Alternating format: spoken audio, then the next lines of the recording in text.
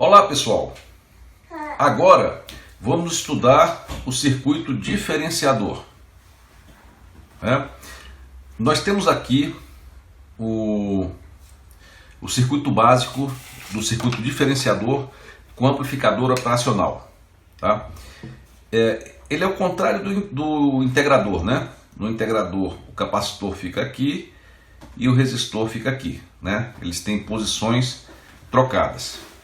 Então, no diferenciador, você tem um amplificador operacional, né, com alimentação positiva e negativa, né, que nós não representamos aqui para dar simplicidade. Temos aqui a tensão de entrada, né, a tensão de entrada em função do tempo, a tensão de saída em função do tempo. Tá? Aqui entre entrada e entrada inversora nós temos um capacitor, né? Entre a entrada inversora e a saída nós temos um resistor com valor R. Tá? E a entrada não inversora é conectada ao terra. Tá?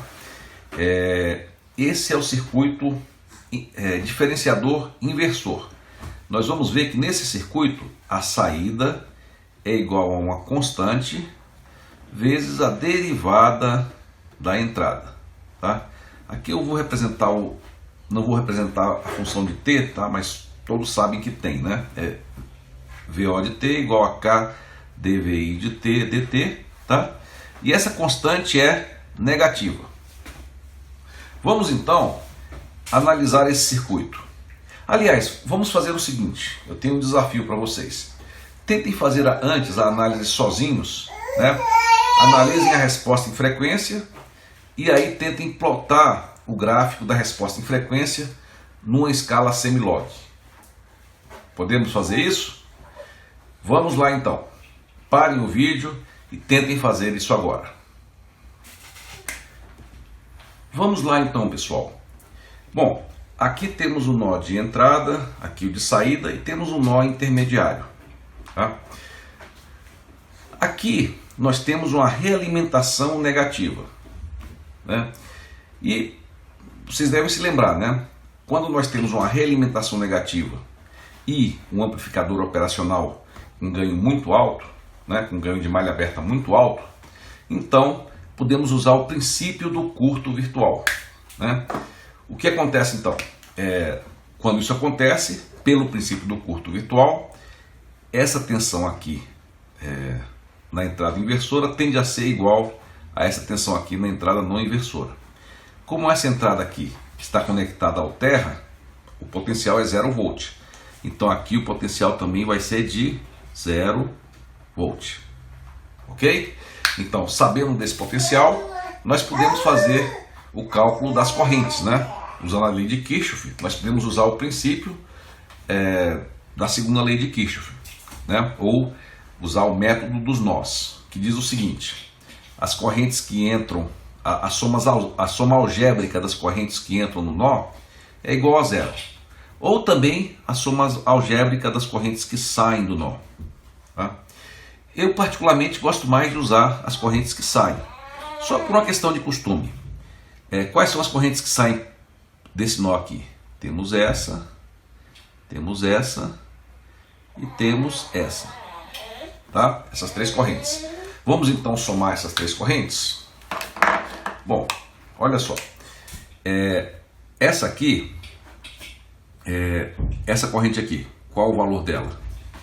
Bom, a corrente no capacitor, não sei se vocês se lembram, I é igual a C dV dt. Todos devem se lembrar, né? Mas a tensão V vai ser 0 menos VI, né? dt.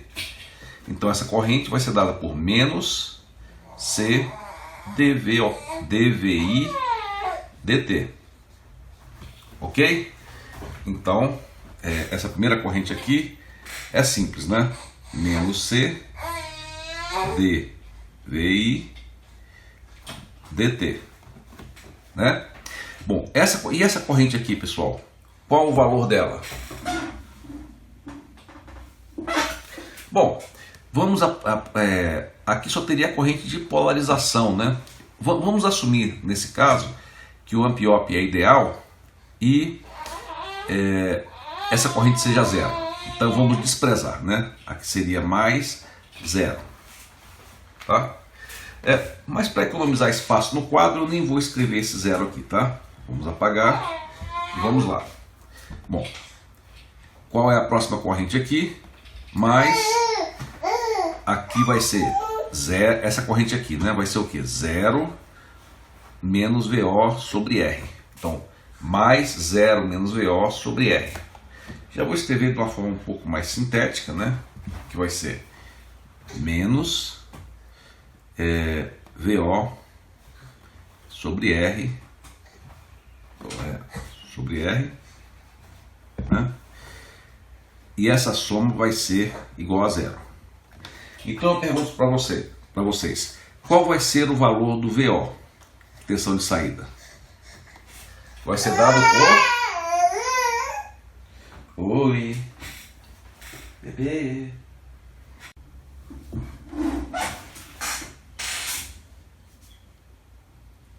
Então, pessoal, a partir dessa equação aqui, qual será o VO? Tá? Qual será o VO de T? Bom, pelas minhas contas, eu posso passar esse aqui para cá e passar o R multiplicando. Então vai dar menos RC dVO dt. Né? Então temos aqui a nossa equação do circuito diferenciador, né? Uma expressão bem simples, tá? Em que DVI, desculpa, né? Aqui é tensão de entrada, DVI dt, tá? Então é uma equação bem simples, tá? Que descreve esse diferenciador. Então, por exemplo, vamos supor algum valor para o R e para o C, tá?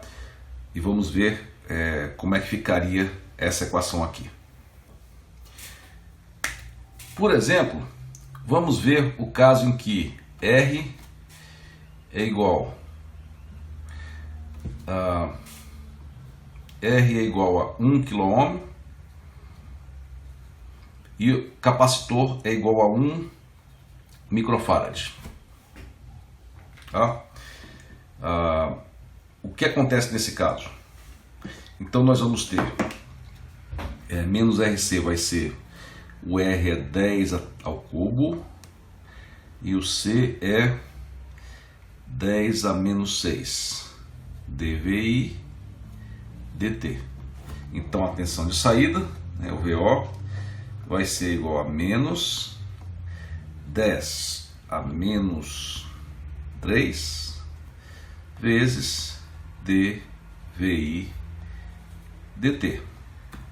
Ok? Então agora vamos tentar plotar a resposta em frequência desse circuito. Eu até sugiro, se vocês quiserem, tentem parar o vídeo, né, e fazer por vocês mesmos, né, fazer o gráfico semilog da resposta em frequência. E daqui a pouco a gente volta para fazer esse exercício. Ok, pessoal, vamos então ver como funciona esse circuito, né? Vamos estudar a resposta em frequência. Para fazer isso, vamos considerar a entrada com a seguinte forma, né? O VI de T é igual a uma cossenoide de amplitude 1, né? Poderia ser qualquer amplitude, poderia ser uma amplitude A, mas vamos usar a amplitude 1, que é mais simples, né? Então a cossenoide é 2 com a frequência F, né? Que pode variar, né? A pessoa pode variar ao seu gosto, né? Uma cossenoide com amplitude 1 e frequência F. Aí a pergunta é, qual é a resposta desse circuito a essa função aqui? Vamos lá então? Olha só. Então VO é igual a menos 10, a menos 3, aí a derivada dessa função aqui. Na derivada, essa parte aqui, essa constante vem para fora, não é isso? Né? Então, vezes 2πf, né? E a derivada do cosseno é a função menos seno. Então, menos seno de 2πft, tá? Então aqui é a expressão. Vamos dar uma limpada nela, né? Então, pessoal, a expressão da resposta em frequência é essa aqui. E completando as contas, nós temos então essa expressão aqui para a tensão de saída, tá? É um seno, né? Mas a amplitude desse seno é diretamente proporcional à frequência, né? É essa amplitude aqui, tá? Então agora eu queria propor o seguinte para vocês: plotar o módulo dessa amplitude em função da frequência na escala semilogarítmica. Proponho então que vocês parem o vídeo e plotem essa função aqui em função da frequência na escala semilogarítmica e me digam o que acontece. Vamos lá? Vamos lá então, pessoal. Antes de fazer no gráfico mais preciso, eu vou fazer aqui o esboço, tá? Vou fazer aqui um esboço, né, do gráfico, né, na escala semilog. Então aqui é a frequência, aqui é o ganho em decibéis, né? E aqui nós temos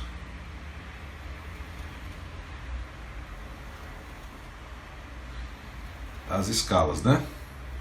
Então, aqui está. E aí aqui as frequências.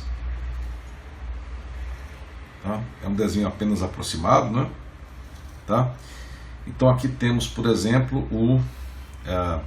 vamos supor que é o 0 dB, aqui menos 20, menos 40, 20, 40, 60 e assim por diante. E as frequências, bom, vamos ver aqui. Aqui vai ser 1 Hz, 10, 100, né? 10 ao quadrado, 1000, 10.000, 100.000 e assim por diante, tá? Então temos aqui a frequência e aqui em decibéis, tá? Bom, olha só, na frequência 1, né? Aqui é até meio difícil porque vai dar bem pequeno aqui o ganho, né? Vamos fazer a partir da frequência 10, né? Na frequência 10, aqui vamos ter 10 a menos 2, né? Vezes 6,28. Quanto será que dá isso aqui em decibéis, pessoal? Vocês podem me dizer? Na frequência de 10 Hz. Parem o vídeo, né? E façam essa conta aí. 6,28 em decibéis. 6,28 vezes 10 a menos 3, né? Vezes 10 em decibéis. Podem fazer isso aí para mim? Ok, vamos lá. Bom, pessoal, fazendo as contas, quando a frequência for 10, pelas minhas contas vai dar mais ou menos menos 24 dB, né? Então aqui nessa frequência, né, menos 24 deve dar, aqui é menos 30, deve dar por aqui, tá? Eu também fiz a conta para F igual a 1 Hz, aí dá menos 44, né? Tá? Fazendo a conta agora para 100 Hz vai dar 20 dB acima, tá? Depois mais 20 dB acima, tá? E eu não sei se vocês acharam o mesmo que eu, mas eu achei uma reta assim, tá? Então essa é a resposta em frequência do circuito integrador. Tá? Ele é como se fosse um filtro passa alta, né? Mas é um filtro passa alta assim, sem controle nenhum, né? No filtro passa alta normal, aqui na frequência baixa ele tende a zero, né? Aí vai subindo, subindo, mas quando chega num certo ponto ele fica fixo, né? Ele, né, tende a um valor fixo. Aqui não, ele cresce até o infinito, tá? Então essa é a resposta em frequência do filtro passa alta, né? Desculpa, do filtro do diferenciador, tá? Essa é a resposta em frequência do filtro diferenciador, tá? Bom, esse circuito tem um problema, tá? Que é o seguinte, na verdade, esses componentes não são ideais, tá? Na verdade, por exemplo, a fonte, a gente imagina que é uma senoide, né? Que é uma senoide perfeita, lisinha, né? Mas qualquer componente eletrônico, se você olhar aqui bem perto, você vai ver que na verdade isso não é tão lisinha quanto parece. Ela tem uma grande quantidade de ruído superposta, apesar de quando ela em geral ser tão pequena que às vezes a gente nem vê essa oscilação, mas ela existe. Além disso, esse resistor também gera ruído, né? O amp-op também gera ruído. Então o que acontece é o seguinte, pessoal, essa saída aqui, esse sinal aqui que é diferenciado, ele tem um ruído, e esse ruído tem uma faixa de frequência bem alta, tá? Ele tem frequência desde 0 Hz até praticamente infinito. Aí o que acontece se você passa por um filtro cuja resposta em frequência aumenta indefinidamente? Infelizmente, o que vai acontecer é o seguinte: essas altas frequências vão ser amplificadas. E aí o que acontece, pessoal? Infelizmente, ao invés de você ver isso aqui, você vai ver uma coisa assim. Uma senoide, e superposta a essa senoide, né, um monte de ruído aleatório, tá? E então aqui não vai ter um sinal legal para você ver. Você vai ver ligeiramente uma senoide, né? Mas você vai ver muito ruído, tá? Então qual é a solução para isso, pessoal? A solução seria o seguinte: nós vamos limitar esse diferenciador. Vou usar aqui uma gíria meio brega, né? Seria o seguinte: vamos cortar um pouco o barato, né, desse diferenciador, tá? Por exemplo, o que nós vamos fazer é o seguinte: nós vamos transformar esse diferenciador num filtro passa alta, que é o seguinte: nessa região aqui nós deixamos ele funcionar como um diferenciador, né? Mas a partir de um certo ponto, por exemplo, a partir de 10 kHz, né, a gente pega e limita esse ganho, né? E ele passa a funcionar como se fosse um filtro passa alta, né? Então, em vez de ser assim, ele passa a ser assim, tá? E aí o que vai acontecer, pessoal? Se todos os sinais, por exemplo, imagina que o sinal que você entra é uma onda quadrada de 10 Hz, né? A onda quadrada de 10 Hz tem harmônicos aonde? Em 10 Hz, em 20, 30, 40, né? Tá? Até que os harmônicos deixem de ser significativos, tá? Então, se todos os harmônicos do sinal estiverem aqui nessa região em que o filtro se comporta como um diferenciador, então ele vai se comportar como um diferenciador, tá? Mas a vantagem daqui é que ele não vai amplificar esse ruído, né? Ele só vai amplificar uma certa quantidade, né, até um limite onde é aceitável você ter o ruído, né? Então é essa a solução que a gente vai dar, tá? Nós vamos limitar a banda de passagem.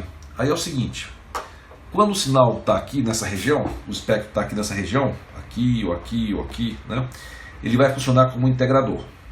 Quando estiver nessa região, ele vai deixar passar tudo. E nessa transição, ele vai funcionar como um filtro passa alta. Então esse é o novo integrador que nós vamos utilizar, tá? Eu vou mostrar aqui como é que ele é feito, né? Da seguinte forma, né? Nós vamos modificar colocando aqui um resistor adicional, tá? Vou chamar de RC, tá? É um resistor adicional, tá? E aqui que vamos ter a entrada, tá? Aqui que nós vamos ter a entrada. E aí vamos resolver de novo esse circuito, tá?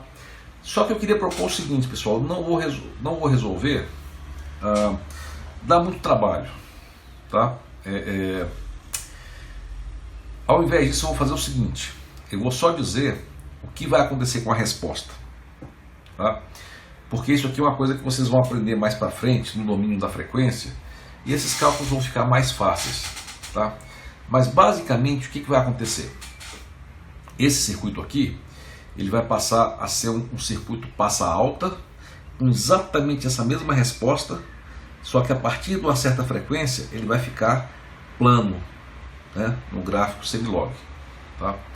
Por exemplo, nós poderíamos colocar esse RC igual a, vamos ver, qual seria um bom valor aqui para o RC. E então, pessoal, chegaram a um valor, pelas minhas contas dá algo em torno de 16 kHz, né? Onde é que está 16 kHz? Aqui temos aqui 10 kHz, 16 está por aqui, né? Então a resposta em frequência vai ser o integrador até aqui, e a partir daqui um filtro passa, né, até aqui mais ou menos, né? E a partir daqui um filtro passa alta, né? Lembrando que aqui na verdade tem uma curvinha, né? Aqui nessa parte aqui. Então ele funciona como integrador antes dessa curvinha aqui. Aí a partir dessa curvinha funciona como se fosse um passa alta, tá? Outra coisa interessante, pessoal, é que olha só quanto deu o ganho aqui na faixa de passagem, 40 dB, tá? Aqui nós temos uma outra forma de fazer esse cálculo, né, que é o seguinte: nas frequências altas esse capacitor se torna um curto, então isso aqui se transforma num amplificador inversor, né? E o ganho dele vai ser dado por esse R, que é 1K, dividido por esse R, que é 10 ohms. 1K dividido por 10 ohms é 100, né? E o ganho 100 em decibéis é 40 dB, tá? Então nós podemos calcular esse ganho aqui, e essa quebra aqui, essa quina, vai ocorrer quando esse ganho alcançar então 40 dB. Então outra forma mais simples, né, do que calcular aqui a frequência de corte. Os dois jeitos funcionam, né? Uma, você calcula a frequência de corte com essa quebra aqui e coloca aqui. O outro você calcula o ganho quando o capacitor for um curto, e esse vai ser o ganho aqui a partir, né, dessa quebra aqui da resposta de frequência. Ok, pessoal? Então temos aqui uma explicação de como funciona o integrador prático, tá? Eu queria só acrescentar dois últimos detalhes, tá? Antes de fazer o nosso exemplo. O detalhe é o seguinte: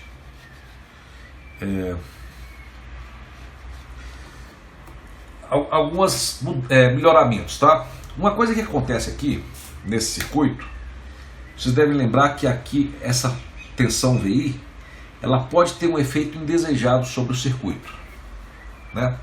Olha só, esse circuito RC tem apenas 10 ohms, né?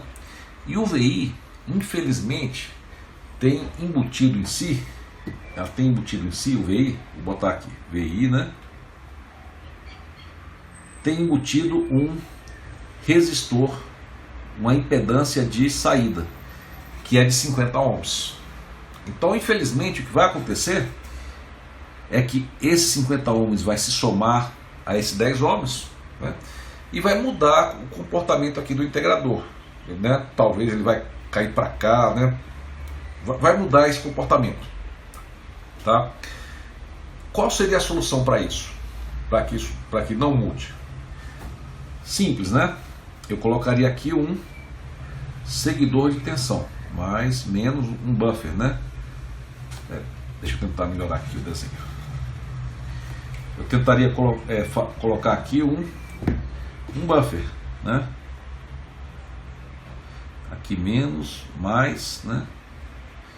E aqui a realimentação. Eu poderia colocar aqui um buffer, tá? Bom, uma outra modificação, assim, depois desse buffer, né? Então esse resistor não vai influenciar esse outro aqui.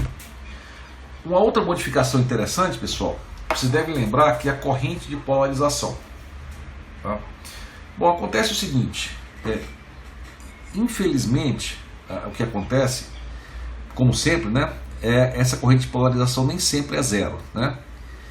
Ela pode ser pequena se você usar um amplificador com entrada AFET, né?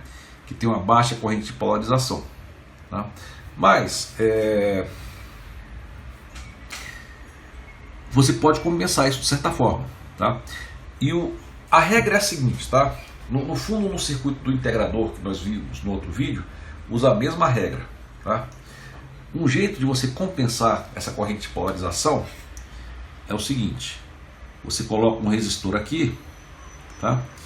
E aí é o seguinte, o valor desse resistor, ele tem que ser igual ao valor de toda a resistência vista entre essa entrada aqui e o terra, né? Quando a entrada for zero, né? O terra, e também a saída, né? Entre o terra e a saída. Qual é a resistência aqui vista entre esse terminal e o terra, ou entre esse terminal e a saída, ou aos dois? Bom, no caso aqui não tem nada ligado ao terra, mas tem ligado aqui a saída. Então essa resistência é igual a R, né? Então o valor dessa resistência aqui tem que ser igual a R também, tá? Mas isso geralmente é só um detalhe, né? Talvez não fosse tão necessário colocar aqui se a corrente de polarização for realmente muito pequena, tá? De qualquer forma, o jeito realmente para deixar tudo o melhor possível seria esse circuito aqui, porque aqui você impede, com esse resistor você limita o ruído, né? Com isso aqui você impede que esse resistor aqui interaja com esse, mudando a frequência de quebra, e com esse aqui você compensa tanto quanto possível o efeito das correntes de polarização, tá? Então, pessoal, a minha proposta agora é que a gente faça agora um desenho melhor, né? Usando uma escala semi-logarítmica melhor, né? Um papel realmente profissional, e repitam esse exercício, tá? Repitam esse exercício no papel semi-log. Parem o vídeo e façam isso então. Vamos lá? Pessoal, vamos então a esse exercício que sintetiza o que foi visto até aqui. Nós temos aqui um diferenciador prático, tá? Basicamente, o circuito básico do diferenciador, na verdade, é essa parte aqui: o amp-op, esse resistor e o capacitor. Aqui nós temos um resistor, não sei se vocês lembram, né? Ele é para compensar a corrente, o offset de tensão causado pela corrente que passa por resistores entre o terra e essa entrada, ou entre a saída e essa entrada, tá? Então eu tenho que incluir um resistor equivalente nessa entrada aqui também, porque como as duas correntes de polarização são aproximadamente iguais, então a tensão que vai ser induzida aqui vai ser induzida aqui também. Qual é o valor do R? É simples, é só olhar qual é a resistência equivalente DC ligada entre aqui e outros pontos, né, como terra e a tensão de saída. E aqui só temos um resistor, sem contar o circuito que tem capacitor no meio, tá? Só temos um capacitor entre esse ponto aqui e o terra. Então a resistência equivalente para causar a mesma tensão de offset seria R' igual a R, tá? Outro ponto importante aqui é o seguinte: a inclusão desse resistor. O que acontece? Nós vimos agora há pouco, né, que se a gente usar só esse circuito básico aqui, corre o seguinte risco. O integrador ele tem uma resposta em frequência que aumenta linearmente com a frequência das componentes. Tá? Ocorre que o sinal de entrada nunca é uma senoide perfeita. Ela tem ruído adicionado. E o ruído tem componentes que, embora sejam de baixa amplitude, quanto maior a frequência do ruído, mais ele vai ser amplificado. Tá? Então, se você deixar o ruído passar a banda passante infinita, né, ou muito alta, o que vai acontecer é que se você tiver, por exemplo, uma senoide, né, o pequeno ruído que está nessa senoide de entrada vai ter suas altas frequências amplificadas muito. E aqui no VO, pode ser que você veja uma senoide com muito sinal, com muito ruído, tá? Uma senoide escondida só que escondendo essa senoide uma grande quantidade de ruído. Então você só vai talvez ver uma sombra senoidal, né? Mas com muito ruído. Então o que é que você faz? Você transforma o diferenciador no filtro passa alta, colocando aqui um circuito que transforma no passa alta com a frequência de corte. E a frequência de corte é definida pelo capacitor e por esse resistor por meio desta fórmula aqui. Ok? E por fim, nós temos aqui esse buffer. Né? Qual é a função dele? A função dele aqui todo o gerador de função, por exemplo, tem uma impedância de saída de 50 ohms. Aí o que aconteceria? Essa impedância de saída normalmente poderia se somar com esse RC e iria mudar essa frequência de corte do filtro e alterar o seu projeto.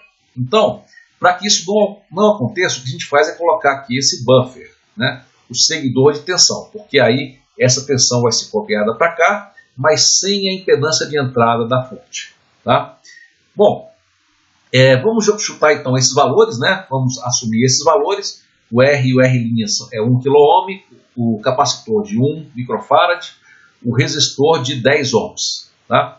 E o exercício é plotar a resposta em frequência, primeiro, do integrador ideal, se ele não tivesse essa modificação aqui, e depois do integrador, quando você inclui essa modificação, para transformá-lo em um filtro passa alta. Tá? No primeiro caso, nós temos aqui a resposta linear, né? Que o ganho da saída, né? O ganho associado a senoide ou cossenoide, aumenta linearmente com a frequência. Tá? E aqui nós temos o caso quando o circuito funciona como um passa alta, né? Quando você inclui isso aqui. E a equação vai ser essa aqui. O ganho na faixa plana do passa alta vai ser isso aqui. Vai ser R sobre RC, que resulta em 100. Né? 1K dividido por 10 resulta em 100. E a frequência de corte é calculada por isso aqui. Tá? Então vamos ter um filtro passa alta com ganho 100. Tá? E a resposta em frequência do passa alta, vocês devem se lembrar, é essa aqui. Né? Essa aqui. Então, podemos calcular a frequência de corte aqui, que é dada por 1 sobre 2π RCC. E fazendo esses cálculos, encontramos uma frequência de corte de 16 kΩ. Tá? Então o exercício é o seguinte, nós vamos plotar a resposta em frequência desse sinal, né, do integrador sem a modificação, e a resposta em frequência do sinal que tem essa modificação que transforma o integrador no filtro passa alta. Então eu peço agora que vocês parem o vídeo e tentem fazer esse problema. Vamos lá?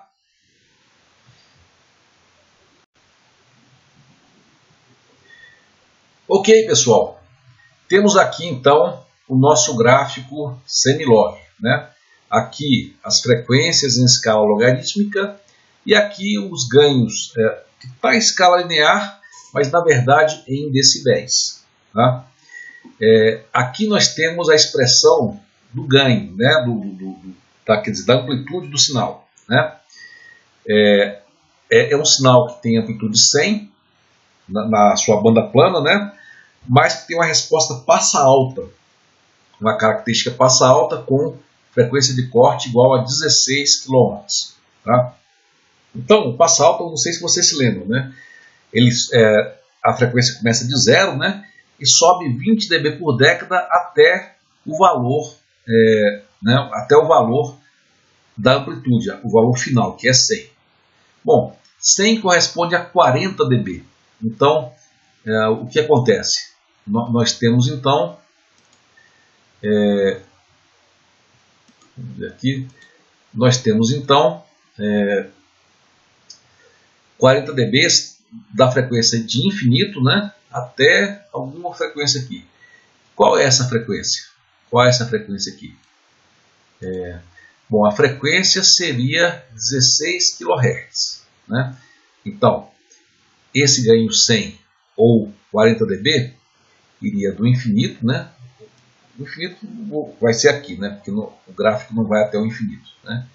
Até 16 kHz. Ó, aqui é 10 a terceira, 10 kHz. Aqui seria 20. Né? Eu imagino que 16 kHz vai estar mais ou menos por aqui, né? Porque está em escala logarítmica, né? Mas, ó, 16, ó, vou ver aqui o 6. Ó, só para você ter uma ideia, né? 1, 2, 3, 4, 5, 6. Então é mais ou menos essa distância aqui, né? Seria 70%, 80% da distância, talvez, né? Então, vamos lá.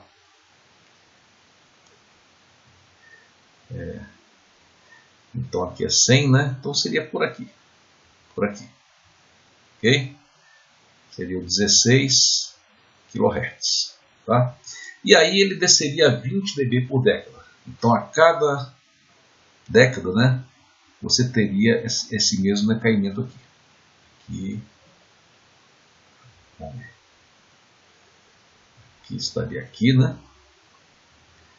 Depois aqui, aqui e aqui. Tá? Ops. De novo. Então seria algo assim.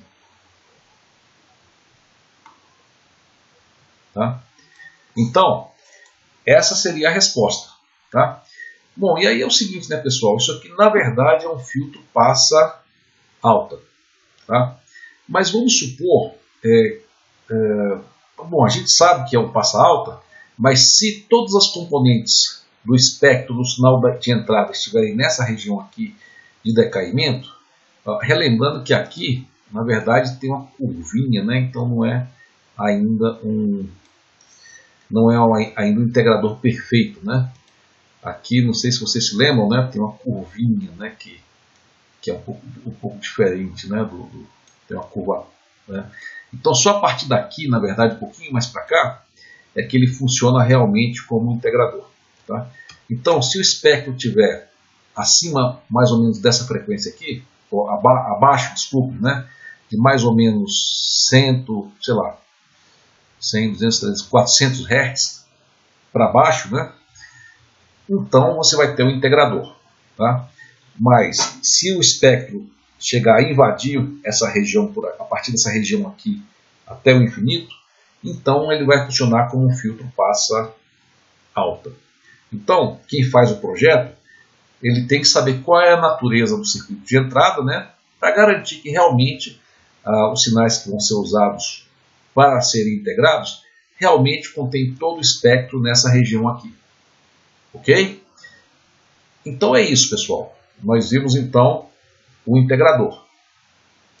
Agora vocês têm que fazer práticas de laboratório, né, e procurar entender na prática como funciona, ver os problemas que aparecem no laboratório.